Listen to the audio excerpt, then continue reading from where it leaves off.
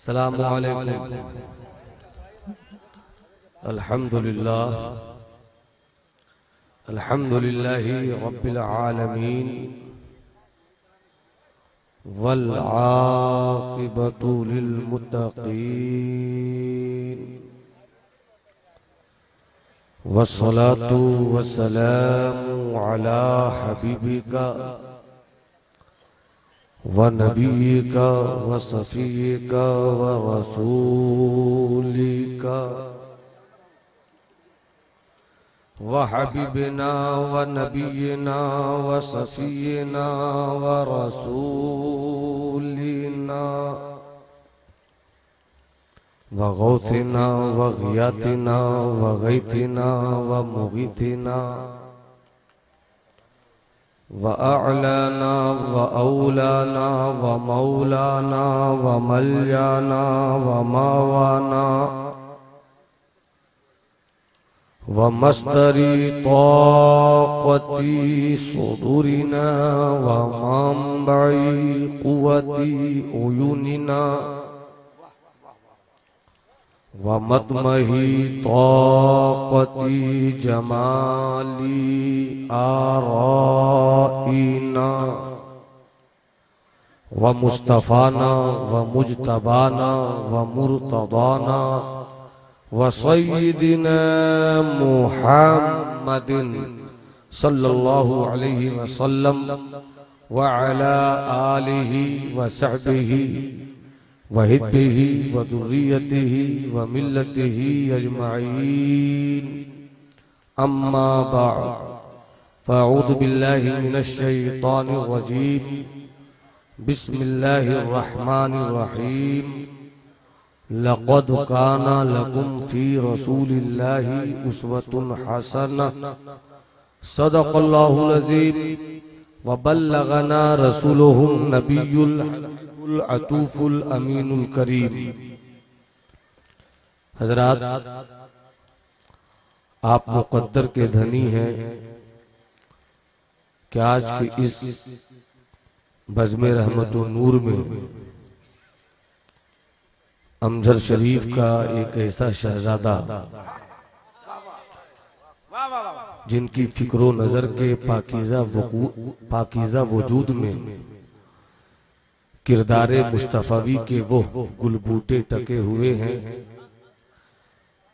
कि जिनको देखिए तो सरकारे गौसे आजम की यादों की शमा रोशन हो जाए। थोड़ी ही देर के बाद शेख तरीक़त रहनुमाए राह शरीयत आबरूए सियादत हज़रतुल अल्लाम फ़दीलतुल शेख समाहतुल इल्म हज़रत अल्लामा सय्यद शाह असगर इमाम साहब मद्दज़िल्लुहुल आली मशीखत के पाकीज़ा तनतनो तमतराक की चादर ओढ़े हुए आपकी सिमातों के आंगन में जलवागर होकर आपकी आंखों को रोशनी देने का सामान पैदा फरमाएंगे। जमाते अहले सुन्नत के कई बावकार चेहरे मिंबरे नूर पर जलवागर है। मुझसे पहले मुख्तसर मगर निहायत ही कामयाब नसीहत आमोज नुक्ता रस नुक्ता संज खिताब खतीबे अहले सुन्नत हजरत अल्लामा नूर आलम साहब किबला मद्दज़िल्लुहुल आली से समाअत किया। शायर इस्लाम अंदलीबे गुलशने मदीना हजरत मुबारक हुसैन मुबारक जिनकी शोहरत इस वक्त कश्मीर से कन्याकुमारी तक बराबर बराबर दौड़ रही है, उनसे आपने जमकर समाअत किया। लखनवी तहजीब का हामिल इसी गांव का परवरदा शायर हजरत मतलूब मंजर का मंजर भी आपने मुलाहिजा किया और जमाते अहले सुन्नत का तूफान बरदोश शायर इस्लाम हजरत सफ़ीउल्लाह उमर पलामवी के शहजादे अजीज गिरामी हजरत ज़ियाउल्लाह हुनर का हुनर देख रहे थे और उस हुनर में अपने उस महबूब हुनर को पा रहे थे जो कभी आपके हुनर को नबी की नात सुनने का हुनर दे रहे थे। हजरात, बस आप इसी तरह सुनते रहिए तो मैं समझूंगा कि मुझको गरज बरस करने की कोई जरूरत नहीं है और आपकी समात भी इस वक्त ज्यादा तूफान बर्दोश होने के मूड में नहीं है। हम सिर्फ 3 बातें करेंगे। एक है आइडिया, एक है आइडियल और एक लफ्ज है आइडियोलॉजी।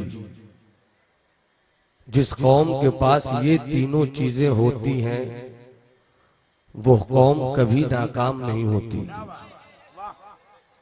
वो कौम कभी जिल्लतो खुसरान की घाटी में नहीं गिरती, वो कौम कभी बर्बाद नहीं होती। और अगर आप जिंदगी के साथ सुने तो आपको मैं बताऊं कि पूरी दुनिया का जो सबसे बड़ा आइडियल है उसी आइडियल को मुस्तफा कहते हैं। अगर सच्ची बात है तो जरा मुस्कुरा कर बोलिए सुभान अल्लाह। हमें ऐसा लगे कि हम जिंदों की मजलिस में गुफ्तगू कर रहे हैं और जो हम कहना चाह रहे हैं वो आप कबूल करने के मूड में भी हैं। और अगर आप कबूल नहीं करना चाहेंगे तो चुपके से नकीबे अहले सुन्नत के कान में आप कहिएगा, या तो ये आपको डांट कर भगा देंगे या मुझको डांट कर उतार देंगे। दोनों हाल में मुझको चैन मिल जाएगा कि या तो मेरी तकरीर खुदकुशी नहीं कर रही है या आपकी समात पागलपन की तरफ नहीं भाग रही। सुनने का मिजाज है ना भाई, तो हाथ उठाइए। तो कितने लोग सुनना चाहते हैं? नकीबे अहले सुन्नत का हाथ इतना उठ चुका है कि हम इनको कुछ भी नहीं कहेंगे। मुबारक भाई का हाथ उठ जाए तो समझिए पूरे स्टेज की तर्जमानी हो गई। अब जरा मुस्कुरा कर बोलिए सुभान अल्लाह। ए बाबू नींद आ रही है क्या? हाँ, पीछे मत मुड़ के देखो, चोर बहुत खतरनाक होता है। अल्लाह अच्छा रखे। रसूल से बड़ी जात अल्लाह के बाद कोई नहीं। मुस्तफा कायनाते इंसानियत का सबसे बड़ा आइडियल है और उस आइडियल को रब ने जो आइडियोलॉजी दिया है उसे कुरान कहते हैं। सबसे बड़ा आइडियल भी मेरे पास और सबसे बड़ी आइडियोलॉजी भी हमारे पास। आइडियल भी हो, आइडियोलॉजी भी हो, मगर आइडियोलॉजी को पेश करने का आइडिया नहीं हो तो भी कोई फायदा नहीं होता। आप यकीन जाने कि आइडियोलॉजी कुरान को आइडियल मुस्तफा ने जिस आइडिया से पेश किया है उसका कोई जवाब नहीं है। ऐसी किताब दिया नबी ने जिसे कुरान कहते हैं। क्या कहते हैं? पूरा मजमा बोले क्या कहते हैं? कुरान। कुरान का माना क्या है? कुरान का मतलब क्या है? कुरान तो हर कोई जानता है, मगर कुरान कहते किसको है? उलमा मौजूद हैं, क्या बात है, आपको बताएंगे।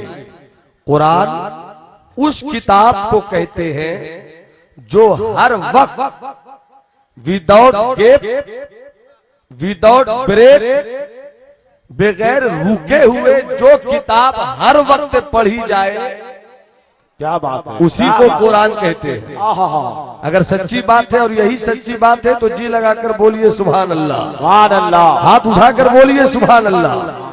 कुरान ऐसी किताब, क्या बात है, जो हर वक्त पढ़ी जाती है, इसे कुरान कहा गया। क्या बात है, जिसकी अजमत यह है कि ज़ालिकल किताबु ला रैब फीह, यही तो वो एक किताब है जिस किताब में शक की कोई गुंजाइश नहीं।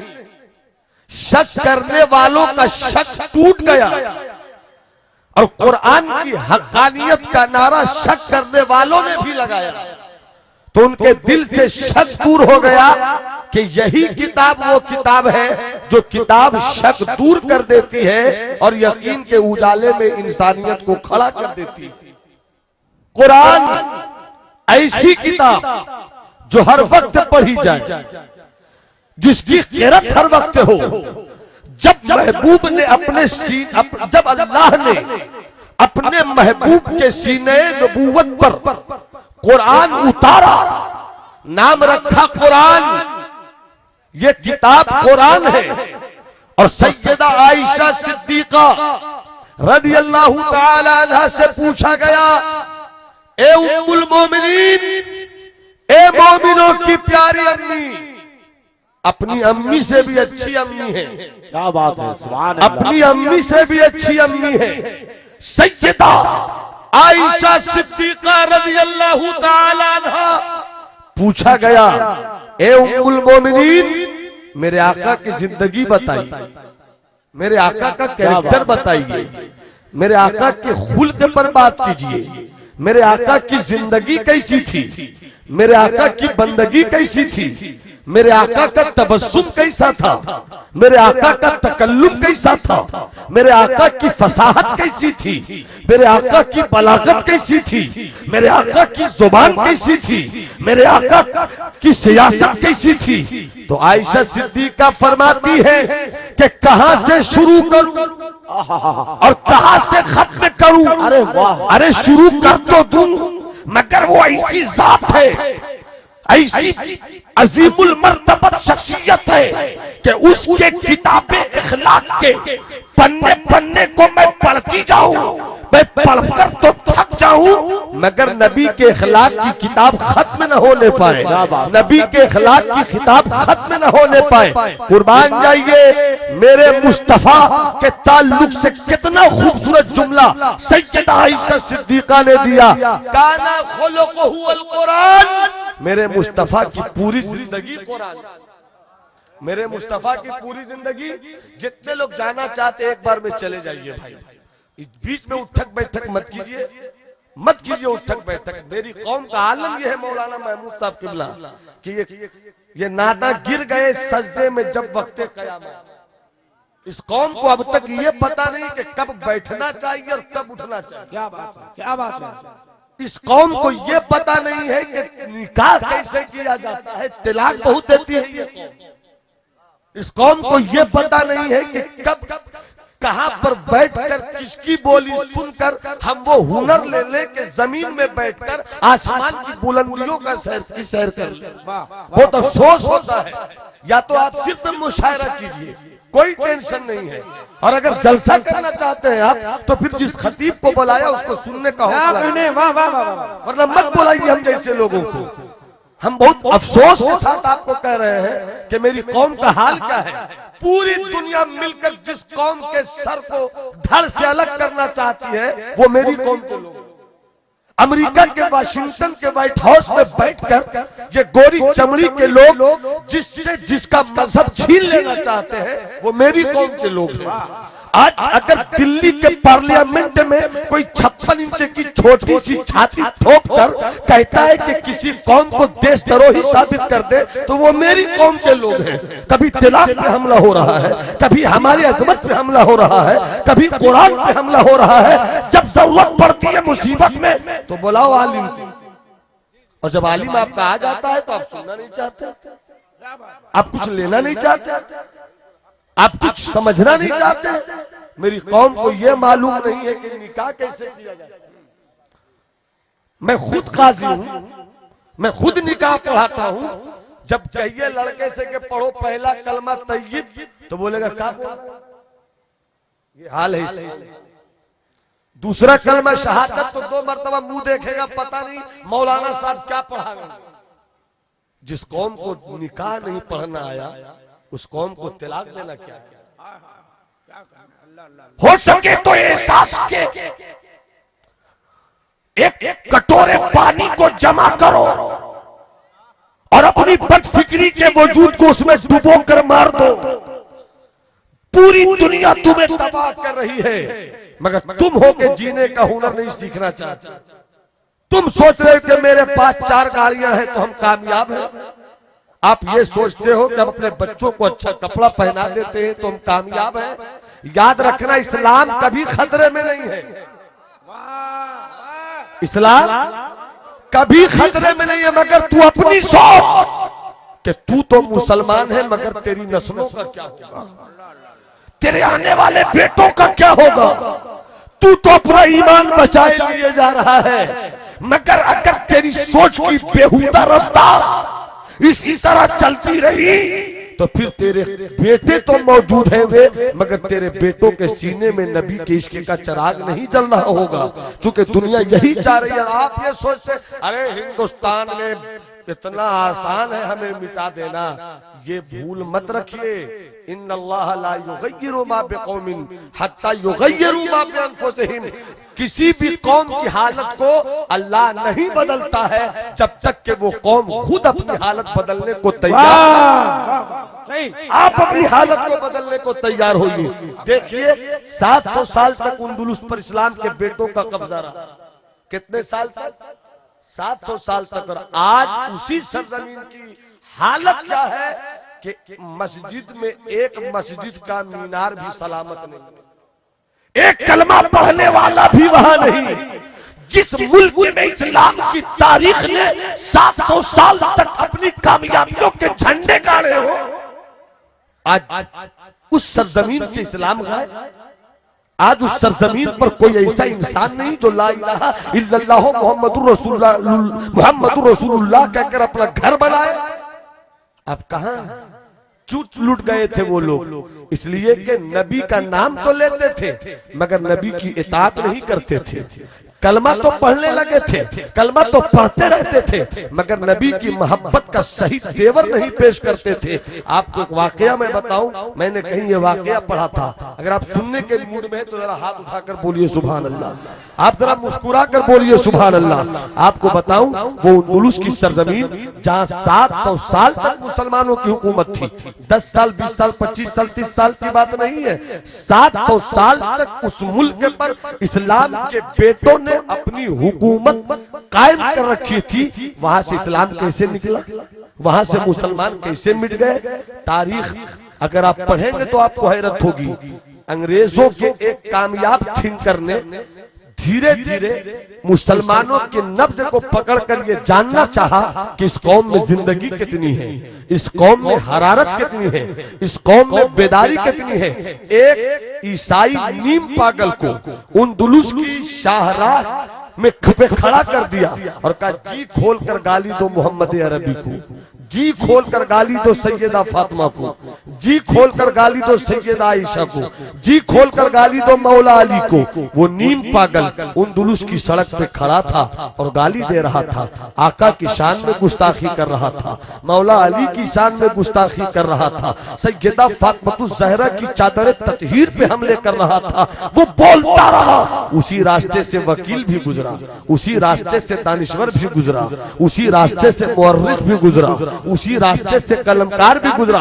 वो वकील थे जो कहते थे हम मुसलमान हैं, वो डॉक्टर गुजर रहे थे जो कहते थे हम मुसलमान हैं, वो इंजीनियर गुजर रहे थे जो कहते थे हम मुसलमान हैं, मगर किसी ने भी उस पागल को रोककर उसके चेहरे पर 2 सन्नाटेदार तमाचे रसीद नहीं किए कि खामोश रह, तू मेरे नबी की शान में गुस्ताखी करेगा तेरी जुबान खींच लेंगे। किसी वकील ने ऐसा नहीं कहा, किसी डॉक्टर ने ऐसा नहीं कहा, किसी इंजीनियर ने ऐसा नहीं कहा, किसी बालिस्टर ने ऐसा नहीं कहा, किसी रीडर प्रोफेसर ने ऐसा नहीं कहा। सब यही बोलते रहे।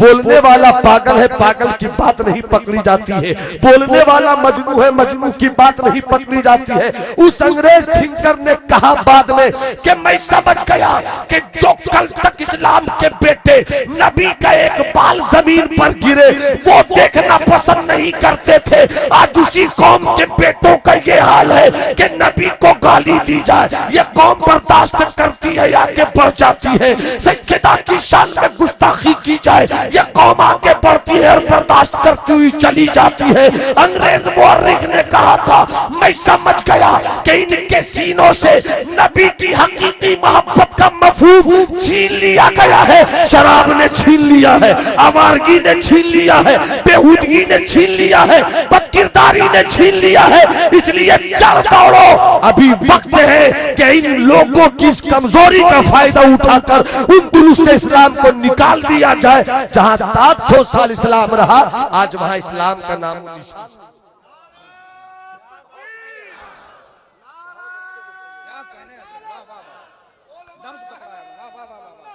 आज वहां इस्लाम का नामो निशान नहीं है। इसलिए इस गलत फहमी में मत रहिए कि हिंदुस्तान में 22 करोड़ और 25 करोड़ मुसलमान है, कोई क्या कर लेगा। अरे तेरी गर्दन पे तलवार नहीं चलेगी, तेरे बेटों के सीने से नबी की मोहब्बत निकाल दी जाएगी। तुझे बंदूक की नालियों की निकली हुई गोलियों से नहीं तबाह करेंगे ये लोग, बल्कि अपनी दौलत की छनकार और सिक्कों की चमक की बुनियाद पर तुम्हारे बेटों की 2 रोटी का मोहताज बनाकर चलती हुई सड़कों पर भीख मंगों का कटोरा देकर बैठा देंगे। आज पूरी दुनिया यही तो चाह रही है, किस तरीके से इस्लाम के बेटों के हाथों में कटोरा दे दिया जाए, किस तरीके से इस्लाम के बेटों को भीख मंगा बना दिया जाए। दीवार चीन की सरहद में दीवारें कहा के नीचे बैठकर चाइना के लोग यही सोच रहे हैं, ब्रिटेनिया के तन के गोरे और मन के काले यही सोच रहे हैं किस तरीके से मुसलमानों को खत्म किया जाए। कभी दाइश के नाम पर तुम्हें खत्म करने की कोशिश होती है, कभी अल-कायदा के नाम पर तुमको खत्म करने की कोशिश होती है, कभी किसी नाम पर तुमको बर्बाद करने की कोशिश हो रही है। वाशिंगटन में तुमको तबाह करने की कोशिश की जा रही है।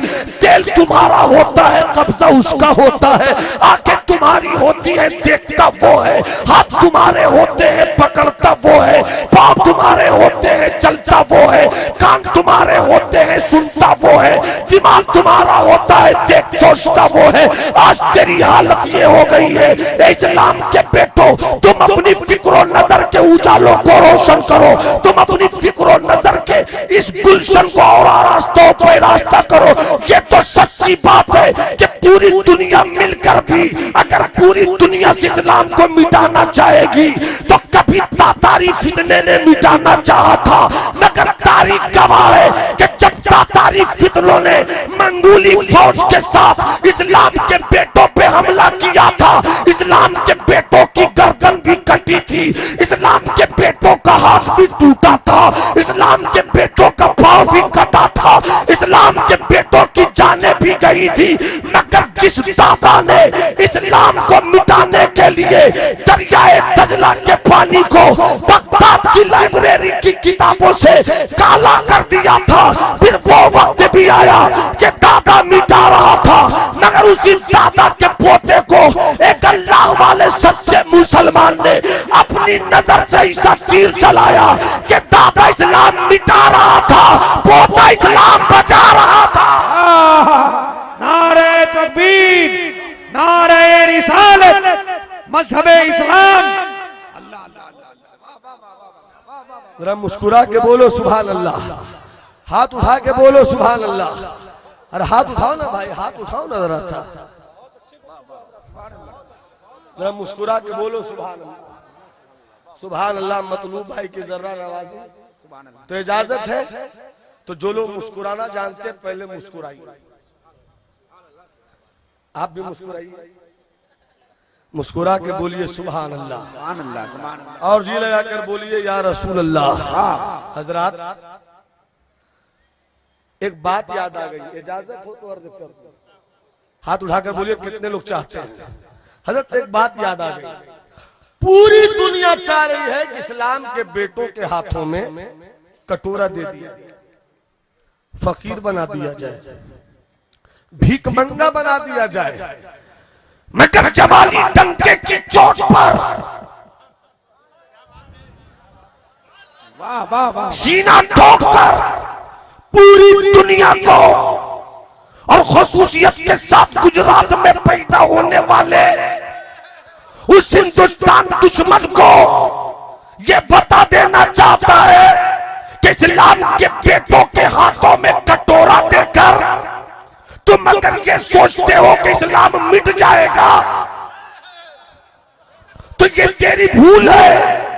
इस्लाम के बेटों के हाथों में भीख मांगने की थैली देकर तुम इस्लाम को मिटाओगे तो ये तेरी सबसे बड़ी नादानी है, क्योंकि इस्लाम कभी पैसों की खनक से आगे नहीं बढ़ा, क्योंकि इस्लाम कभी तिजोरियों के सिक्कों की चमक से आगे नहीं बढ़ा।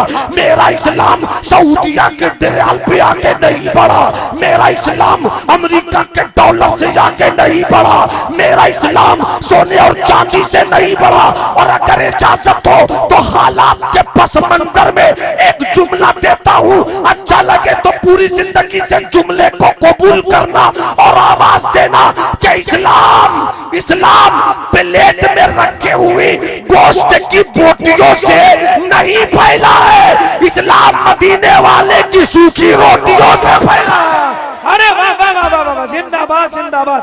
पूरा मजमा मोहब्बत के साथ जवाब दे, नारे तकबीर, नारे रिसालत, खतीब आज़म हिंदुस्तान, औलादे गौसे आज़म, हुजूर इमामे मिल्लत। मुस्कुरा के बोलो सुभान अल्लाह, जरा जी लगा के बोलो सुभान अल्लाह। मैं अपने आका की गरीबी सुनाता हूं। इस्लाम गरीबी से चला, इस्लाम फकीरी से चला है, इस्लाम पैसों से नहीं चला है। इस्लाम तो पेट पर पत्थर बंधे हैं तब चला, इस्लाम तो राहों में कांटे बिछाए गए तब चला।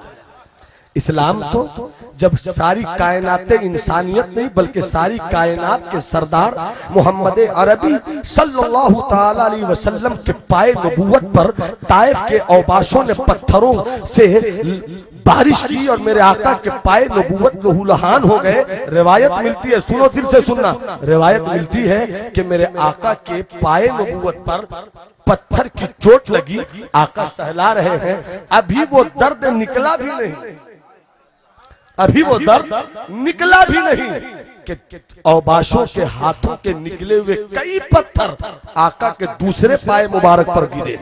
अभी उससे भी आका ने सहला कर दर्द निकाला नहीं कि फिर दूसरे पांव पर, जब उस पांव का दर्द निकाले दूसरा पांव जख्मी हो जाए, जब उस पांव को सहलाए दूसरा पांव जख्मी हो जाए। आका की आंखों में आंसू आए थे, बैठ गए थे दर्द से, देखा खून, आका ने खून की तरफ देखा, आका के रब ने अपने महबूब को देखा, भेज दिया पहाड़ के फरिश्ते को, जाकर कह दे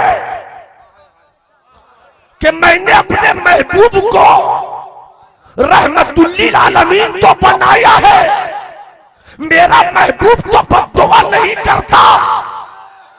और मोहब्बत से, और मोहब्बत से, मेरा महबूब तो रहमत ही रहमत है, मगर महबूब का खुदा सिर्फ रहमान ही नहीं है, महबूब का खुदा सिर्फ रहीम नहीं है, वही महबूब का खुदा कहार भी है।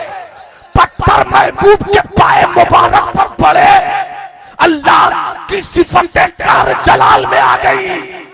फरिश्ता जा मेरे महबूब के दुश्मनों को औकात बता दे, मगर मुस्तफा से पूछ ले। जरा मुस्कुरा के बोलो ना सुभान अल्लाह, जरा हाथ उठा के बोलो सुभान अल्लाह।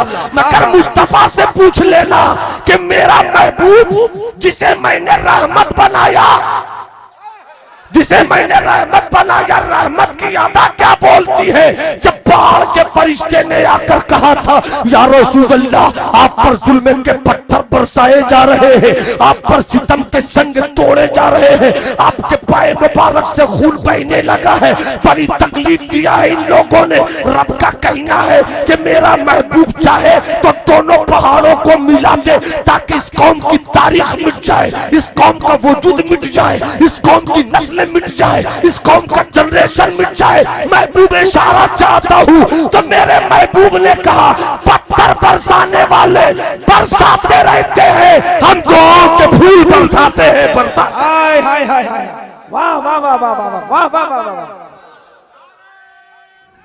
या रसूल अल्लाह, वाह वाह, जिंदाबाद।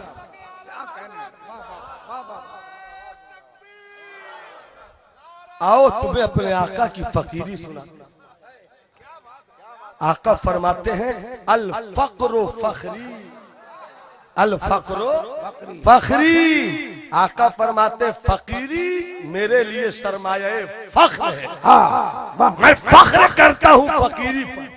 लोग दौलत पे फख्र करते हैं, गाड़ी खरीद लिया, मोटरसाइकिल ले लिया, ये ले लिया, वो लिया। मुस्तफा कहते हैं कि मैं उस पर नहीं फख्र करता हूँ, जब सूखी रोटी खाता हूँ तब फख्र करता हूँ। वाह, जब सूखी रोटी खाता हूँ तब फख्र करता हूँ।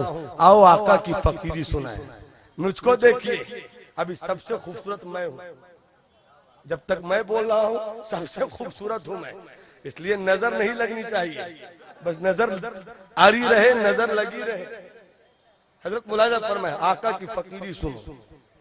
मेरे आका है, आका के दो वफादार हैं, एक सिद्दीक है एक उमर है। वाह वाह, एक सिद्दीक है और बोलो पूरा मजमा, एक सिद्दीक एक सिद्दीक एक उमर है। सिद्दीक उमर दोनों चले आ रहे हैं। हजरत मुलाजा फरमाए दोनों चले आ रहे हैं, चेहरे का रंग उड़ा उड़ा, होठों की तरी गायब है, आंखें कुछ धसी धसी है। दोनों चले आए, चले आ रहे हैं, चले आ रहे हैं, चले आ रहे हैं। सरकार के रूए जेबा पे नजर पड़ी।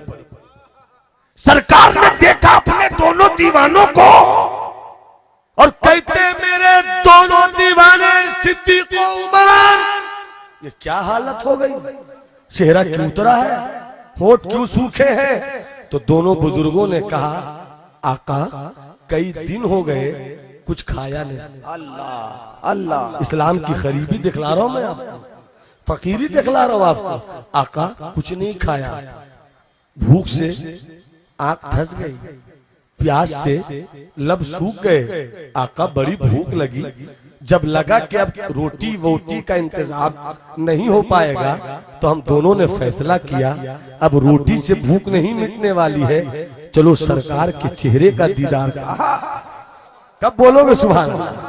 अरे सुभान अल्लाह बोलने की गड़ी थी, हाथ उठा के बोलो सुभान अल्लाह। आका के चेहरे का दीदार कर ले। आका आपके चेहरे का दीदार किया, मेरी भूख मिट गई। आका आपके चेहरे का दीदार किया, मेरी प्यास बुझ गई। आका की आंखों में आंसू है, कहते हैं सिद्दीक क्या कमी थी तेरे पास मगर मेरी मोहब्बत में छोड़कर आ गया। उमर क्या कमी थी तेरे पास मगर मेरी मोहब्बत में छोड़कर आ गए। आका कहते हैं और आका की आंखों में आंसू है। फिर आका कहते हैं ए उमर, ए सिद्दीक, जो तुम्हारा हाल है वही तेरे महबूब मुस्तफा का, जो तेरा हाल है वही तेरे महबूब मुस्तफा का भी हाल है। पता चला इस्लाम कितनी गरीबी से चला, इस्लाम कितनी फकीरी से चला, मगर इसी गरीबी में नबी ने अमीरी का वो तेवर भी दिया है कि जाबिर का घर है। मुस्कुरा के बोलो सुभान अल्लाह, हाथ उठा के बोलो सुभान अल्लाह। जाबिर का घर है, जाबिर देख रहे हैं आका के पेट पर पत्थर बंधे हैं। अपनी बेगम से कहा ए मेरी शरीके हयात, आज मैंने देखा आका के पेट पर पत्थर, कुछ है कुछ है तो आका की दावत हो जाए। अरे बीवी हो तो ऐसी, इस्लाम की एक जुमला दे रहा हूं हजरत, इस्लाम की ऐसी ही अजीम शान बेटियों से इस्लाम का झंडा अरब से निकला और अजम में छा गया। ऐसी ही बेटी, ऐसी ही बेटियां कहती हैं हाँ हाँ क्यों नहीं, आधा किलो जौ है ना, एक बकरी का बच्चा है ना। आज की औरत होती तो कहती दूध अपना बचवन है, कल भूख लगेगी तो क्या करेंगे, बचा के रखिए। आए है कैसी इस्लाम की बेटी थी। आका भूखे हैं, जल्दी से दावत दीजिए ना, है ना आधा किलो जौ, है ना बकरी का बच्चा, जाकर बोलिए। आका ने जाकर, जाबिर ने जाकर कान में कह दिया आका दावत है। जाबिर ने कान में कहा, आका ने मैदान में कहा। मुस्कुरा के बोलो सुभान अल्लाह। सब चलो चलो सब चलो, पेट पर पत्थर बंधे थे, पत्थर खोलो, भूख लगी थी, चलो। कहां कहां या रसूल अल्लाह? अरे जाबिर के घर चलो, जाबिर के घर चलो, जाबिर के घर चलो, जाबिर के घर चलो। जाबिर ने जब देखा तेज कदमों से भागे बेगम के पास, कुछ परेशान है। बेगम ने कहा क्या गम है, परेशान क्यों हो? कहा गजब हो गया, का क्या गजब हो गया। करे हमने तो कान ही में कहा था तुम्हारे कहने के हिसाब से, तो हुआ क्या, सब आ रहे हैं, सब आ रहे हैं। का ई कैसे हो गया सब आ रहे हैं, जब कान में कहा। का यही तो कहना है, हमने तो कान में कहा, आका ने पूरे मैदान में कहा। सब आ रहे, कैसे होगा। आधा किलो जौ में किसको किसको खिलाओगी, बच्चा किसको किसको खिलाओगी। जाबिर की बीवी ने कहा तुम गम मत करो, जब तक सब नहीं बोलेंगे हम ऐसे करेंगे, हम ऐसे ही करते रहेंगे। हाथ उठा के बोलो सुभान अल्लाह। कब तुम गम न करो, तुमने नबी को दावत दिया, तुम नबी को खिलाओगे, नबी ने सभी को दावत दिया, सभी को नबी। हाय हाय हाय हाय, नारे तकबीर, नारे रिसालत, इख्तियारात मुस्तफा, अल्लामा नोमान अख्तर ख्वाजा कुल जमाली। लाए की बोली, जब इधर वाले को इशारा करो इधर वाले बोलिए, जब ऐसे इशारा करो इधर वाले बोलिए। लाए लह की बोली बोल, जसीम भाई चले गए क्या। लाए लह की बोली बोल, लाए लह की बोली बोल, इल्लल्लाह से गिरह खोल, लाए लह की बोली बोल। अभी पीरे तरीक़त आ रहे हैं, हजरत आए, हजरत की आमद से पहले ही हजरत को बताइए कि हम खानकाह में बैठे। मुस्कुरा के बोलो सुभान अल्लाह। ला इलाहा की बोली बोल, इल्लल्लाह से गिरह खोल, अल्लाहू से कल्ब जगाए जा, सदा रहनी नहीं जावानी, ये तो दुनिया है फानी, सदा रहनी नहीं जावानी, ये तो दुनिया है फानी, फानी दुनिया को कलमा पढ़ाए जा।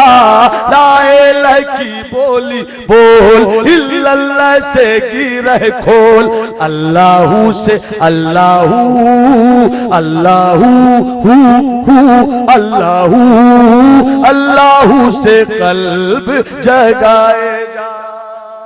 सामईन हजरात, एमआर सीरीज की जानिब से ये प्रोग्राम आपकी खिदमत में पेश किया जा रहा है। समाअत फरमाइए। आधा किलो जौ, आधा किलो जौ, एक बकरी ज़बह की, आधा किलो जौ, एक बकरी ज़बह की, साथ में नबी के पूरी फौज खाने आई थी, साथ में नबी के पूरी फौज खाने आई थी। आधा किलो जौ, एक बकरी ज़बह की, साथ में नबी के पूरी फौज खाने आई थी। हुए जाबिर हैरान, हुए जाबिर हैरान, सुन के आका का फरमान, हुए जाबिर हैरान, सुन के आका का फरमान, कि खाना खत्म न होगा खिलाए जा। ला इलाहा की बोली बोल, इल्लल्लाह से गिरह खोल, अल्लाहू से कल्ब जगाए जा।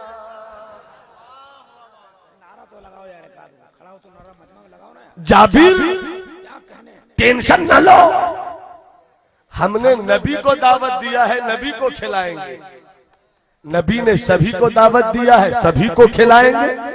तो जिस नबी ने पेट पे पत्थर बांधा, तो बांध कर ये बता दिया कि इसी पर फख्र करता हूं, इसी पे नाज करता हूं, मगर नबूवत की अदा जब पेश किया तो आधा किलो जौ में पूरी फौज को, ये मेरे मुस्तफा की शान है।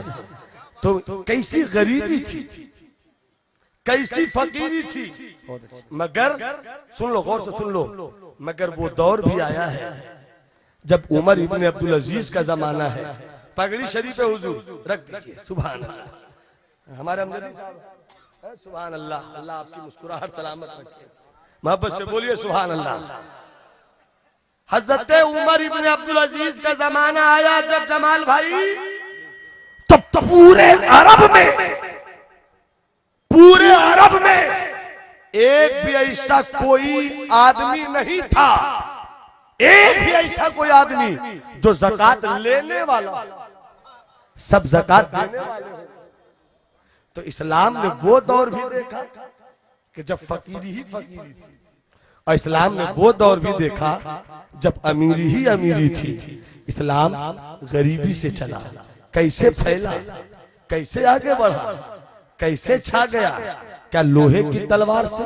नहीं, माफ कीजिएगा मैं कुछ बातें और बोल रहा हूं। क्या सजदों से इस्लाम फैला? नहीं। क्या रोजों से इस्लाम फैला? नहीं। क्या ज़कात से इस्लाम फैला? नहीं। इसलिए क्या मस्जिदों से इस्लाम फैला?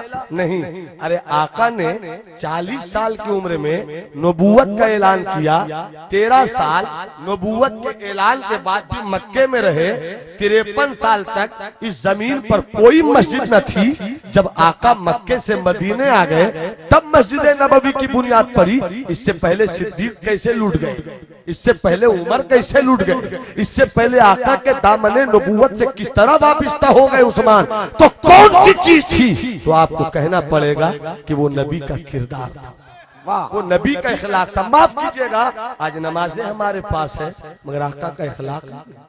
नमाज पढ़कर निकलते हैं मस्जिद से और भाई का माल कैसे छीने इस फिक्र में रहते हैं। नमाज पढ़ते हैं मस्जिद से और सूदखोरी का कारोबार शुरू कर देते हैं। नमाज पढ़ के निकलते हैं और बहन को बेइज्जत कर देते हैं।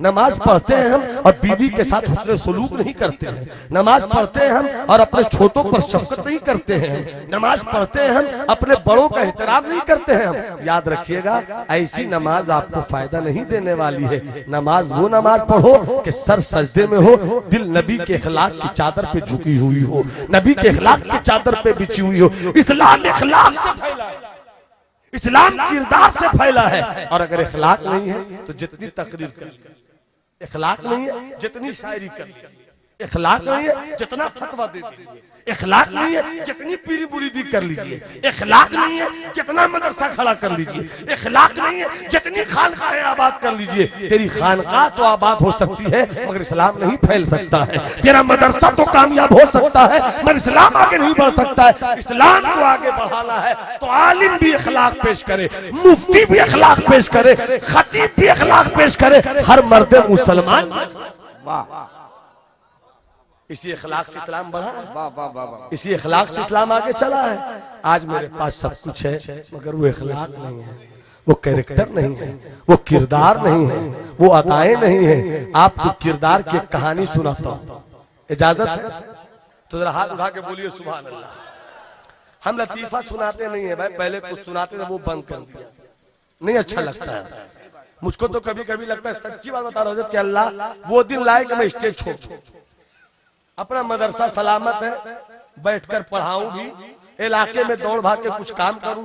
या अल्लाह बस तू करम से अपने गैब से कोई ऐसा रास्ता निकाल दे कि इज्जत से मेरा पेट भर सके और अपने बीवी बच्चों और अपनी जिम्मेदारियों को अदा कर सकूं। क्योंकि अब जलसों में वो बात नहीं रह गई जमाल, मैं वल्लाही लजीम तल्लाही लजीम बिल्लाही लजीम बता रहा हूं, हालात बिगड़ रहे हैं, कोई समझने को तैयार नहीं, कोई सुनने को तैयार नहीं। और अल्लाह खैर करे जब आपकी समात ऐसी हो गई है तो खतीब भी आपको रोकने के लिए तरह तरह के हथकंडे अपना रहा है, कभी ये करता है कभी वो करता है। आप पैसा खर्च करते हो ना भाई, आपने चंदा देते हो, आपका ये हक बनता है कि मौलाना बड़ी मुश्किलों से पैसा निकालते हैं, चंदा देते हैं, तो हम ऐसे जलसों को बर्बाद नहीं करेंगे। क्या बात, हम ऐसे लोगों को नहीं बुलाएंगे, ये आपकी जिम्मेदारी है। खुदा बेदारी लाइए, हम किसी पर कमेंट नहीं कर रहे हैं, हम आपके एहसास को आवाज, हम आपके जमीर को जगा रहे हैं, हम आपके ख्याल के घोड़े को उधर दौड़ाना चाहते हैं जिस रास्ते से मदीना पहुंचना बहुत करीब,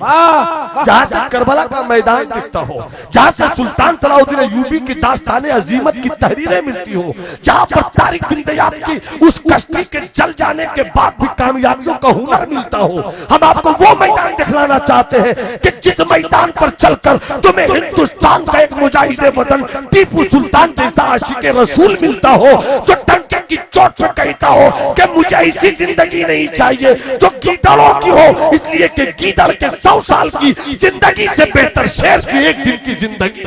वाह वाह वाह वाह वाह, बहुत अच्छे, थोड़ा सा वाह वाह वाह, कॉर्पोरेट कीजिए तो कुछ बात हो। आओ तुम्हें कहानी सुनाता हूँ मदीने वाले उमर की।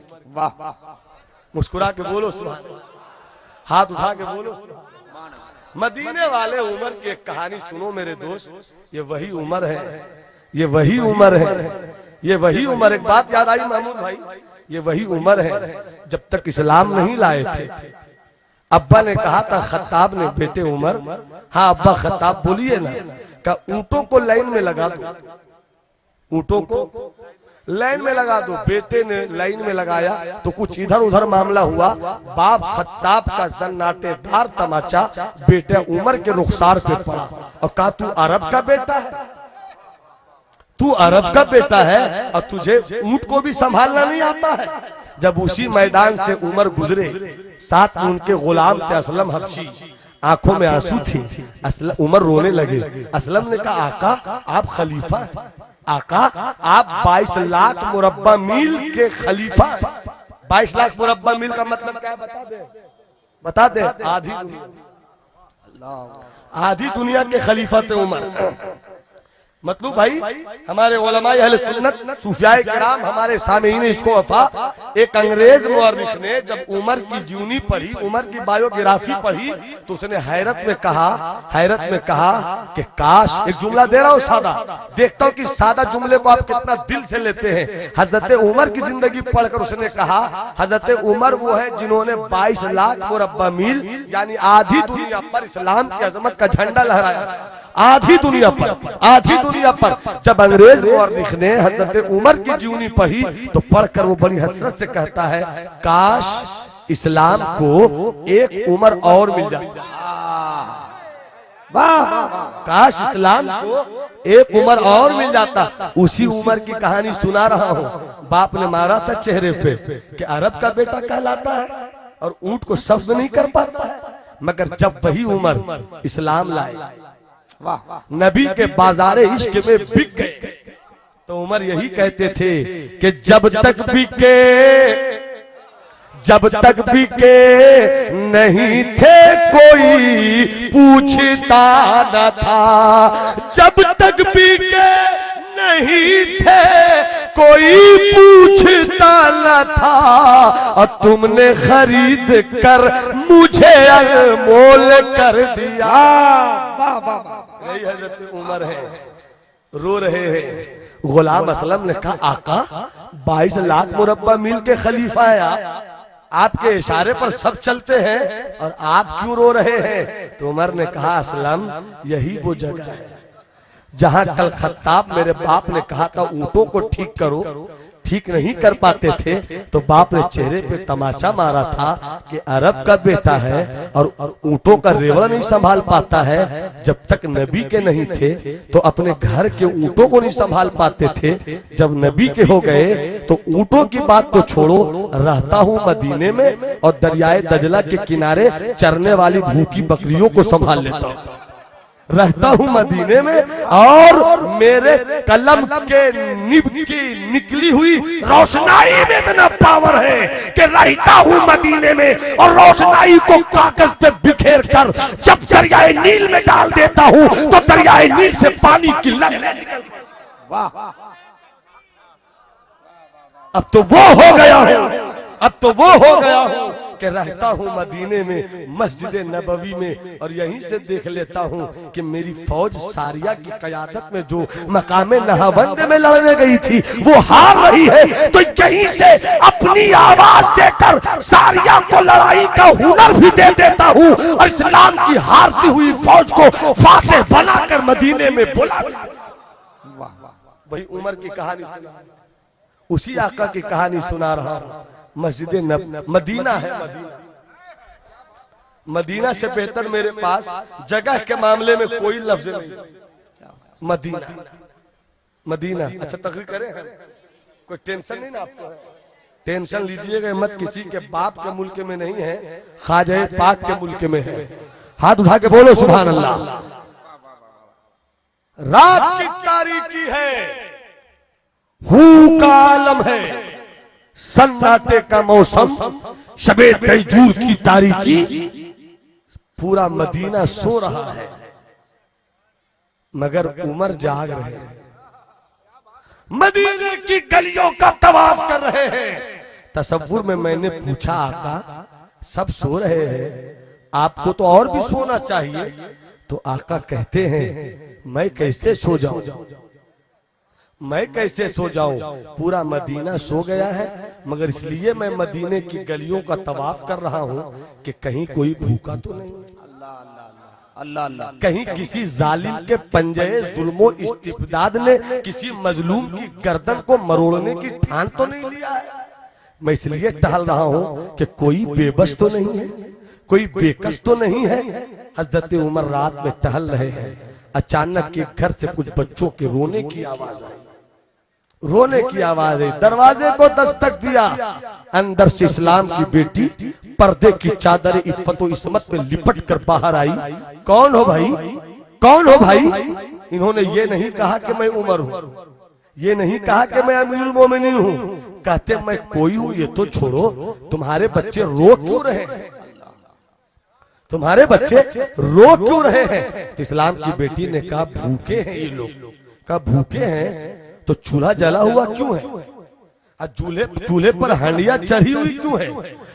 जब चढ़ी हुई तो तुमने देर से चूल्हा जलाया क्यों? अगर तुमने पहले चूल्हा जलाया होता, खाना तैयार हो गया होता, बच्चे भूख से रोते नहीं, वक्त पर खाते, खाकर सो जाते। तुम्हें नहीं मालूम कि बच्चे तुम्हारे रो रहे हैं, दिल मेरा फट रहा है, बच्चे तुम्हारे रो रहे हैं, दिल मेरा तड़प रहा है, क्यों देर किया? इस्लाम की बेटी बोलते बोलते गुस्से में आ गई और कहती है न पूछो, मेरे घर में कुछ नहीं है, सिर्फ चूल्हा जलाकर हांडिया चढ़ा दिया, पानी खौल रहा है, रोटी नहीं, आटा नहीं है मेरे पास, चावल नहीं है मेरे पास, गरीबी की जिंदगी गुजार रही हूँ। कयामत के दिन उमर को छोड़ूंगी नहीं, कयामत के दिन उमर को छोड़ूंगी नहीं, कयामत के दिन उमर को रब की अदालत में मुजरिम के कटघरे में खड़ी कर दूंगी, छोड़ूंगी नहीं उमर को। कि उमर, जब तुझे मदीने के घर के भूखों का ख्याल नहीं था तो तुझे इतना बड़ा खलीफा बनने की क्या जरूरत थी, क्या जरूरत थी? मैं छोड़ूंगी नहीं उमर को, छोड़ूंगी नहीं उमर को। इतना सुनना था, उमर के पैरों के नीचे से मानो जमीन खिसक गई हो, तेज कदमों से चले, बैतुल माल पहुंचे। बैतुल माल पहुंचने के बाद आवाज दी अपने गुलाम को, असलम असलम असलम कहाँ हो? असलम ने आवाज दी, आका आपने जो जिम्मेदारी दिया है आपका गुलाम वो निभाता है, सोया नहीं है, जाग रहा, सोया नहीं है, जाग रहा है। क्या बात है हुजूर, रात में अभी? का दरवाजा खोलो, बैतुल माल खोलो। बैतुल माल का दरवाजा खोला गया, हजरत उमर अंदर गए। 22 लाख मुरब्बा मील का खलीफा, आधी दुनिया का वाली, एक कांधे पे घी का कनिस्टर उठाए हैं और एक कांधे पे एक बोरिया उठाए हैं, जिस बोरिया में खिताबत की जुबान में चावल भी है, दाल भी है, आटा भी है, लहसुन भी है, मिर्च भी है, नमक भी है, सब कुछ है, चला जा रहा है। पीछे से असलम दौड़े, आका गुलाम है, आप बोझ न उठाए आका, गुलाम उठाएगा, गुलाम मौजूद है आका। आका उमर कहते हैं असलम आज ये बोझ मुझी को उठा दे। अल्लाह अल्लाह, सब बोलो, सब बोलो सुभान अल्लाह। एक हाथ सैयदना सिद्दीक़ अकबर के नाम पर, एक हाथ सैयदना उमर फारूक के नाम पर, दोनों हाथों को हवाओं में लहरा के बोलो या रसूल अल्लाह। अब बुलंद आवाज से बोलो या हबीब अल्लाह, और तड़प कर बोलो या नबी अल्लाह। हजरत तवज्जो चाहूं, आका उमर कहते हैं असलम आज का बोझ मुझी को उठाने दो, मुझी को उठाने दो। क्यों आका? आका हो तो आपके जैसा, मुझे तो अपनी गुलामी पे नाज है कि मेरे आका उमर है, मैं बोझ उठाऊंगा आका। का तुम नहीं उठाओगे, आज तो मैं ही उठाऊंगा। जब गुलाम ने मोहब्बत भरी जिद पेश किया तो हजरत उमर जो फरमाते हैं वो गौर से सुनना। हजरत उमर फरमाते हैं असलम मेरा बोझ उठाओगे? हाँ मेरे आका उमर। का एक शर्त। का कौन सी शर्त है आका? कहा कयामत के दिन अगर मेरा बोझ उठाओगे तो ये बोझ उठा लो। अगर कयामत के दिन मेरा बोझ उठा सकते हो तो ये बोझ उठा लो। आजकल तो 2 वक्त की नमाज नहीं मगर पारसाई का दावा, आजकल झूठ पर झूठ की मंडी सजाए हैं, मगर कहते हैं मुझसे बड़ा नेक कोई नहीं है। और देखो वो उमर है जिसे नबी ने कहा था उमर फिल जन्नह, उमर जन्नती। वो उमर है कि आका ने फरमाया था कि मेरे बाद अगर नबूवत का दरवाजा बंद न होता, मेरे बाद कोई नबी होते तो वो उमर हो। वो उमर। और क्या कहते हैं उमर? कहते हैं असलम बोझ उठाओगे? कहा एक शर्त, इधर देखो भाई, अरे इधर देखो ना मेरे यार, इधर देखो मेरे भाई। कहा उमर कहते हैं असलम अगर मेरा बोझ ये उठाना चाह रहे हो, एक शर्त है, कयामत के दिन मेरा बोझ उठा लोगे, मेरा बोझ उठा लोगे। इतना सुनना था। क्या जवाब दिया? क्या कहा उमर ने? कयामत तो मेरा बोझ उठा लोगे। तो क्या जवाब दिया गुलाम ने? कहा यार ए मेरे आका उमर, यहाँ जितना बोझ कहिए उठा लेंगे, यहाँ जितना बोझ कहिए उठा लेंगे। वहां तो सबको अपना अपना उठाना, वहां तो सबको अपने अपने किए का हिसाब देना है। तो हजरत उमर ने फरमाया कि अगर तुम मेरा बोझ यहाँ नहीं उठा सकते तो फिर वहां भी मत उठाओ, फिर वहां भी मत उठाओ, फिर वहां भी मत उठाओ। हजरत उमर लादे चले जा रहे हैं, फिर दरवाजे को दस्तक दिया, अंदर से फिर वही इस्लाम की बेटी निकली। कहा फिर आ गए? कहा उस वक्त खाली आया था, अब सब कुछ लेकर आया हूँ। खुद से चूल्हा जलाया, खुद से चूल्हा जलाया। रिवायत में है कि जब चूल्हे से आग नहीं निकल रही थी तो हजरत उमर ने अपना मुंह झुकाया और चूल्हे के मुंह के करीब ले गए और इस कदर जोर से फूंक मारी कि धुआं धुआं पूरा एक घर हो गया और हजरत उमर की दाढ़ी से भी धुआं शरीफ निकल गया। अल्लाह अकबर, अल्लाह अकबर। इतना बड़ा खलीफा घर का चूल्हा जला धुआं निकल। आजकल कोई एमएलए हो गया तो सोचता कि अब क्या रहेगा, एमएलसी हो गया सोचता अब क्या रहेगा, कोई अगर जिला परिषद हो गया तो पांव जमीन पे नहीं पड़ते, कोई मुखिया हो गया समझता पूरा गांव मेरी मुट्ठी में है। देख 22 लाख मुरब्बा मील का हाकिम है और कैसी आज़ादी पेश कर रहा है, कैसी तारीख पेश कर रहा है, कैसी कहानी पेश कर रहा है। मेरे इस वाक़े को सिर्फ वाक़या मत समझना, ढूंढना उमर की जिंदगी क्या थी, मेरी जिंदगी क्या है।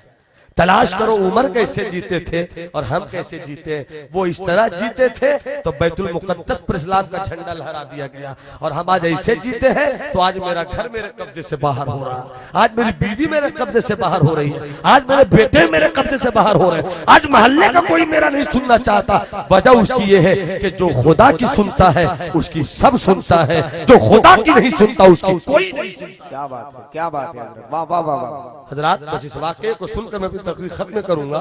मुलाहिजा फरमाइए हजरत उमर ने चूल्हा जलाया, खाना बनाया। रिवायत में है कि हजरत उमर आलू भी काट रहे थे, सब्जी बनाया, सब्जी बनाकर सोए हुए बच्चों को जगाया, बच्चे उठे, खाना खिलाया, बच्चे खाते रहे, मुस्कुराने लगे, पेट भर गया, बच्चे मुस्कुराने लगे। इधर बच्चा मुस्कुराता था, इधर उमर मुस्कुराते थे, इधर बच्चा मुस्कुराता था, इधर उमर मुस्कुराते थे, मुस्कुराते रहे। जब बच्चे ने खूब खा लिया, अब नहीं अब नहीं अब नहीं, तो हजरत उमर की जिंदगी का वो हिस्सा देखो कि अपने दोनों हाथों को पांव बना लिया। हम लोग भी है ना, अपने बच्चों को पीठ पे बैठाते हैं, घोड़ा बन जाते हैं, बच्चा पीठ पे होता है, हम लोग चलते रहते हैं, बच्चा हंसता रहता है, कभी सर पकड़ता है। हजरत उमर की जिंदगी भी वही थी, दोनों हाथों को पांव बना लिया, अब पीठ पे कहा बच्चों से बैठ जा, बच्चा बैठता था। हजरत उमर घोड़ा बन के घुमाते रहे, घुमाते रहे, घुमाते रहे। आलम तसव्वुर में हजरत जमाल अनवर ने पूछ लिया, आका उमर, ए मेरे आका, घोड़ा बनने की क्या जरूरत थी? बच्चे तो मुस्कुरा ही रहे थे, पीठ पर बिठाकर घुमाने की क्या जरूरत थी? तो आका कहेंगे, मेरे गुलाम, यही तो बताना चाहता हूं कि ये जितना रोए हैं, ये बच्चे जितना आंसू बहाए हैं, जितना तड़पे हैं, मेरी वजह से तड़पे। तो उमर चाहता है कि जितना मेरी वजह से ये बच्चे रोए हैं, मैं उतना ही इसको हंसा दूं, उतना ही मैं इसके लबों पर मुस्कुराहट की कलियां बिखेर दूं। हजरात, हजरत उमर ने बच्चों को घुमाया, बच्चे मुस्कुराने लगे। अब कहा अब चलता हूं। इस्लाम की बेटी से कहा, ओ इस्लाम की बेटी, मैं जा रहा हूं। कहां जाइए जाइए, मैं क्या दुआ दूं? बस यही कह सकती हूं कि खलीफा उमर को नहीं होना चाहिए, खलीफा तो आप ही को होना चाहिए, खलीफा तो आप ही को होना चाहिए। हजरत उमर ने कहा, मेरी एक बात मानोगी? कहा हाँ बोलिए, क्या बात है? कहा उमर को माफ कर दो, उमर को माफ कर दो। इस्लाम की बेटी गजबनाक हो गई, गुस्से में आ गई और कहती है सब कुछ कर सकती हूँ मगर उमर को माफ नहीं कर सकती, मैं नहीं माफ कर सकती उमर को। कहा उमर तन्हा है, एक अकेला उमर है, भूल हो गई होगी, चूक हो गई होगी, तेरी तरफ तवज्जो नहीं उमर ने किया होगा। तन्हा उमर क्या क्या करे, मक्का उसी को देखना पड़ता है, बसरा उसी को देखना पड़ता है, दिमश्क उसी को देखना पड़ता है, इस्लाम की फौज को उसी को देखना पड़ता है, यतीमों को बच्चों को उसी को देखना पड़ता है। भूल हो गई होगी उमर से, माफ कर दो। का उमर को माफ नहीं करूंगी, का मेरी वजह से, कम से कम मेरी वजह से माफ कर दो। जब जिद किया उमर ने, इस्लाम की बेटी मुस्कुराई और मुस्कुरा कर कहती है माफ तो कर दूंगी मगर एक बात बताओ कि इतनी जिद कर रहे हो, उमर रिश्ते में तुम्हारा लगता कौन है? अल्लाह अल्लाह अल्लाह, उमर रिश्ते में तुम्हारा लगता कौन है? तो हजरत उमर रोने लगे आका उमर, और रो रो कर कहते आका उमर कि तेरा वही मुजरिम उमर सामने खड़ा है, जो सजा देना है यही दे दे, कयामत के दिन रब की बारगाह में मुझको रुसवा मत करना। कैसे लोग थे वो लोग, रोना जानते थे। और जब तक हम रोते रहे हम कामयाब रहे, जब तक मेरी आंखों में आंसू रहा हम कामयाब रहे। जब से हमने हंसना शुरू कर दिया, जब से हमने हंसाना शुरू कर दिया हम नाकाम हो गए। जब तक हम रोते रहे, अगर आप मिजाज बनाइए तो जरा रोने वाली एक कहानी सुना दो भाई, कोई जबरदस्ती नहीं ना है। तो हाथ उठा के बोलो सुभान अल्लाह, और जरा जी लगा के बोलो सुभान अल्लाह। एक वाकया याद आ गया भाईजान, मुलाजा फरमाए हजरत, एक वाकया सुनो, गौर से सुनना, इस वाकया गौर से सुनना। बहुत समेट कर कोई वाकया निकाल कर लाया जाता है, मैं आपको बताना चाहता हूँ, आप ये वाकया सुनिए। सुबह की अजान हुई, हजरत उमर चले नमाज पढ़ने के लिए, रास्ते में सैयदना सिद्दीक़ अकबर का घर मिला। किनका घर मिला? किनका घर मिला? पूरा मजमा बोले, सैयदना सिद्दीक़ अकबर का घर। दरवाजे को दस्तक दिया उमर ने, सैयदना सिद्दीक ने दरवाजा खोला। कहा नींद आ रही? कहा हुजूर आप सोइएगा तो पूरी कौम नहीं जमाते उलमा सो जाएगी, आप बैठे रहिए ताकि रिप्ले का सामान होता है। मोहब्बत से बोलिए सुभान अल्लाह, हाथ उठाकर बोलो सुभान अल्लाह। हज़रत इस वाक़े उस बात देखिएगा, आप दुआओं का मोहताज हूं मैं, इस वाक़या को बयान करने में मैं अपने उलमा की दुआओं का मोहताज हूं। हजरत उमर दरवाजे को दस्तक देते हैं, अंदर से सिद्दीक़ अकबर निकले। क्या बात है भाई उमर, सलाम के बाद सुबह सुबह मेरे घर के दरवाजे पे दस्तक? कहा मेरे भाई सिद्दीक, आज उमर नमाज के बाद लौटेगा आपके घर में, आपके दस्तरखान पर आपके साथ बैठ के नाश्ता करेगा, आपके साथ खाऊंगा मैं। सिद्दीक ने कहा जहे नसीब मेरा भाई आया है, सुभान अल्लाह, मेरा भाई आया है। बिल्कुल बिल्कुल। तो कहा एक बात और है कि आपके घर से कबाब की खुशबू आ रही है। किस चीज की खुशबू? सुबह की अजान के बाद किस चीज की खुशबू? बोलो बोलो, किस चीज की खुशबू? कबाब समझते हैं ना, सीख में जो डाल के जो, ये सब तो समझ में, ये सब समझेगी मेरी, खाने पीने का मसला कितना पार कर दिया। हमारे अरवल जहानाबाद के दारोगा साहब थे, उनको हो गया शुगर, डॉक्टर के पास गए, डॉक्टर ने कहा कि ऐसा कि खुराक ठीक ठाक कीजिए, कम खाइए, इतना इतना ग्राम का आटा का लोई बनाइए, 2 रोटी खाइए। तो इसने कहा वो तो ठीक है, ये खाबू आदमी था, कहा वो तो ठीक है कि 2 ही खाएंगे, मगर एक बात बताइए डॉक्टर साहब, ये जो 2 खाएंगे नाश्ता के बाद खाएंगे कि खाना के बाद? कौन इस कदर खाने में आगे है। कबाब आला हज़रत फरमाते हैं ना कि कबाबे आहू में भी ना पाया मजा जो दिल के कबाब में है। कबाबे आहू कबाबे आहू कबाबे आहू में भी ना पाया मजा जो दिल के कबाब में है।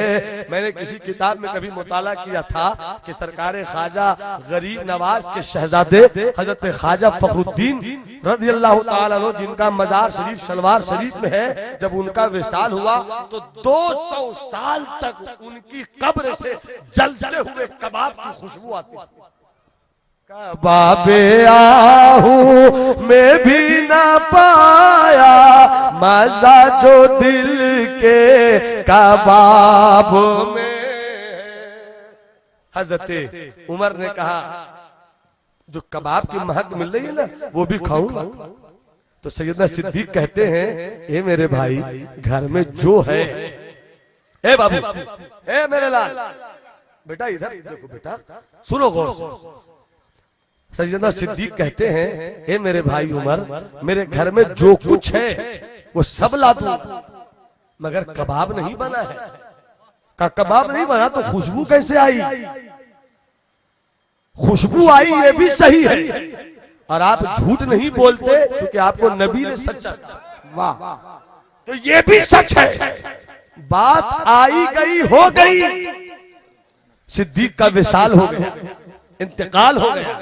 इंतकाल के बाद सैयदना सिद्दीक अकबर, अल्लाह बाबू सुनना, सैयदना सिद्दीक अकबर की एक बीवी जो हजरत सैयदना सिद्दीक अकबर के इंतकाल के बाद बेवा हो गई थी, उस बेवा से उसकी इद्दत के गुजर जाने के बाद हजरत उमर ने शादी की। हजरत उमर शादी किया। जब शादी हुई, पहली रात आई तो हजरत उमर ने सिद्दीक की बेवा से जो उमर की बीवी हो गई थी इनसे पूछा, ए मेरी बीवी और ए सिद्दीक की बेवा, ये तो बताओ कि तुमने सिद्दीक की जिंदगी देखा है, अबू बकर की जिंदगी देखा है, कैसी थी उनकी जिंदगी? कैसी थी उनकी जिंदगी? उनमें कोई ऐसी खूबी बताओ जो मुझ में नहीं हो। बोलो सुभान अल्लाह, पूरा मजमा बोले सुभान अल्लाह, हाथ उठा के बोलो सुभान अल्लाह। इतनी कैफियत में सुभान अल्लाह बोलो कि आपके वालिदैन अगर कब्र में हो तो अल्लाह उनकी कब्र में रहमत बरसा दे, और अगर दुनिया में हो तो अल्लाह उनका साया तादेर आपके सरों पे दराज रखे। हाथ उठा के बोलो सुभान अल्लाह, जी लगा के बोलो सुभान अल्लाह। इस वाक़े को सुनिए, हजरत उमर कहते ऐसी कोई बात बताओ जो सिद्दीक में हो हम में ना हो। तो हजरत सिद्दीक की बेवा और हजरत उमर की हो गई बीवी कहती है, बताओ अपने सिद्दीक की कहानी। हजरत आ रहे हैं, देखिए सामने गाड़ी है, शायद हजरत की गाड़ी आ रही है, देखिए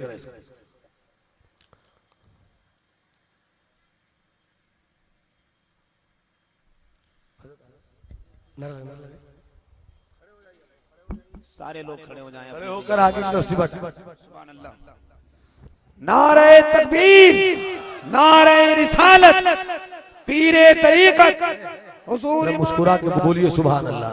बस 2-3 शेर में सुनाता हूँ, उसके बाद मेरी तकरीर खत्म हो गई, जमाल होगी इंशाल्लाह। जमाल भाई मुलाजा फरमाए। खैच न ले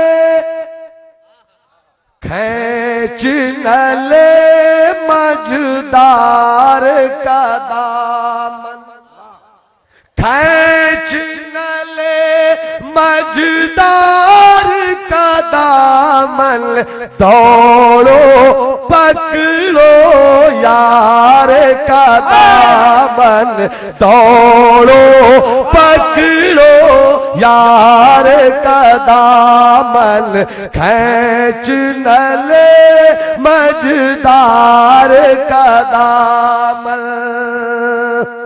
शेर से बात फरमाए, इश्क नबी के, इश्क नबी के ये रोगी है, इश्क नबी के ये रोगी है, पकड़ो इसी बीमार का दामन, पकड़ो इसी।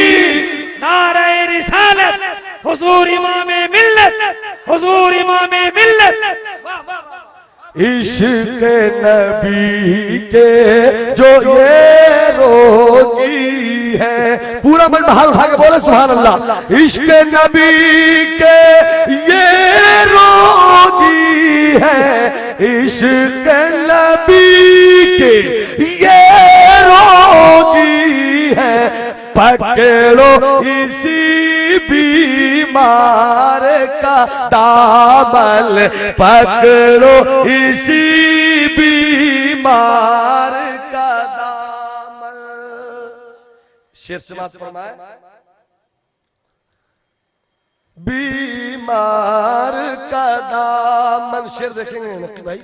शिकवाए तंगी ये दामा कैसा, शिकवाए तंगी ये दामा कैसा, शिकवाए तंगी ये दामा कैसा, हाथ में है सरकार का दामन, हाथ में है बहुत अच्छे। सरकार का दामन, हाथ में है सरकार का दामन।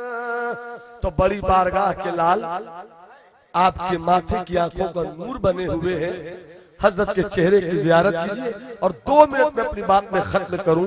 मैं यही कहना चाह रहा था आपसे कि जब से हम हंसने लगे हम लुट गए, और जब हम रोते थे, जब मेरी आंखों में आंसू होता था, जब रब की खशियत मेरे दिल को रुलाती थी, आलम यह था कि हम चले थे तन्हा अरब की वादी से और अजमेर की जमीन पर इस्लाम का झंडा गाड़ रहे थे।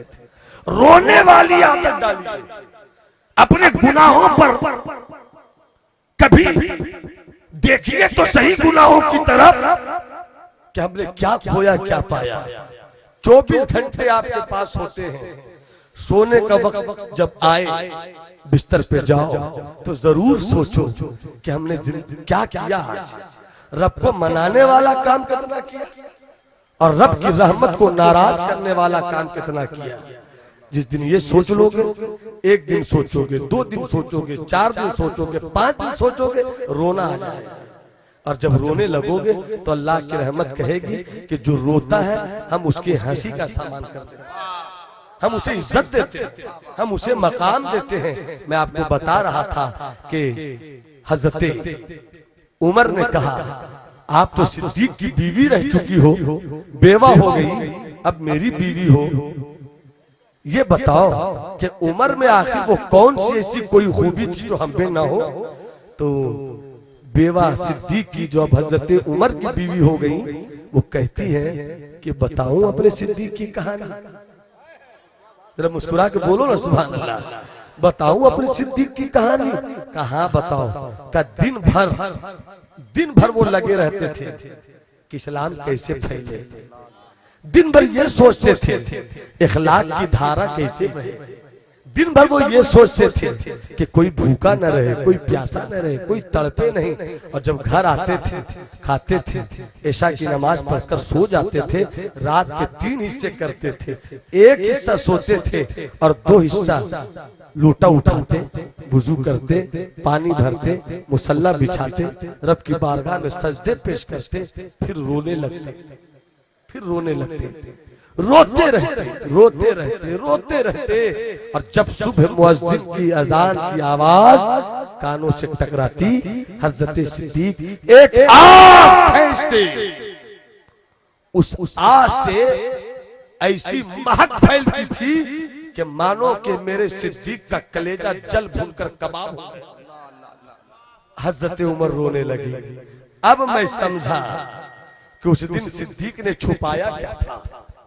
वो जो कबाब की खुशबू आई थी वो कबाब की खुशबू नहीं थी, वो मेरे सिद्दीक के यादे इलाही में जले हुए दिल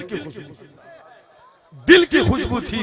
और उसके बाद हजरत उमर फूट फूट कर रोने लगे और रोने के बाद कहते हैं या लैतनी कुन्तु शअरतन लिसद्र अबी बकर, काश मैं अपने अबू बकर के सीने का एक बाल हो जाता, अबू बकर के सीने का एक बाल हो जाता। ये कौन कह रहे हैं? हजरत उमर फारूक कह रहे हैं।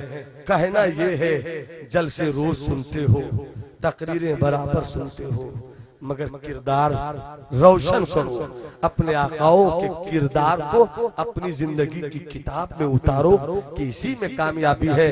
बदल दो अपने आप को, चेंज करो अपने आप को। हमारे पास कैसे कैसे सरमाए हैं। गौसे आजम की जिंदगी मेरे पास, सरकारे गरीब नवाज की जिंदगी मेरे पास, हम फैज़ सैयदना की जिंदगी हमारे पास, ऐसे आकाओं की जिंदगी का उजाला मेरे पास है। फिर भी हम तबाह हो रहे हैं। क्यों? हम तबाह नहीं हो सकते हैं। यानी बात तो सही है कि हम नारा जरूर लगाते हैं अपने आकाओं का, मगर अपने आका के किरदार को अपनी जिंदगी के गले का तावीज नहीं बनाते हैं। ऐ हजरत शेख तरीकत के दामन करम से वाबिस्ता होने वालों, जब हजरत के दामन से वाबिस्ता हो तो ये सोच लो कि मुझको अपनी अदा शेख तरीकत की अदा में ढाल लेनी है। कैसे सरकार मुस्कुराते हैं हमें वैसे ही मुस्कुराना चाहिए, कैसे चलते हैं हमें वैसा ही चलना चाहिए। तुम इनको देखोगे, इन्होंने जिनको देखा, फिर उन्होंने जिनको देखा, फिर उन्होंने जिनको देखा, फिर उन्होंने जिनको देखा, तो एक चराग इश्क से जलते गए इतने चराग। हुजूर शेख तरीकत के चेहरे की ज़ियारत भी कीजिए और इनके किरदार को अपने किरदार में बसाकर अपनी आखिरत को रोशन कीजिए। यही आज का पैगाम है। मेरे पैगाम में अल्लाह वो असर दे कि मैं भी अपने पैगाम पर अमल करूं और आप भी मेरे पैगाम पर अमल करें। कहीं से कोई कमी, भूल, चूक, गलती हो गई हो, अपने का हुजूर शेख तरीकत को गवाह बनाकर आप तमामी की मौजूदगी में तौबा कर रहा हूँ। अस्तगफिरुल्लाह रब्बी मिन कुल्लि दम्बि व अतूबु इलैहि। और जो अच्छी बातें हुई अल्लाह उस पर हम सबों को अमल करने की तौफीक रफीक इनायत फरमाए। वमा अलैना इल्लल बलाग। तकरीर खत्म हुई। शुरू में कुछ लोगों ने सलाम का जवाब दिया था, कुछ लोगों ने नहीं दिया था। एक मौका दे रहा हूँ, फायदा उठा लीजिए। अस्सलाम वालेकुम।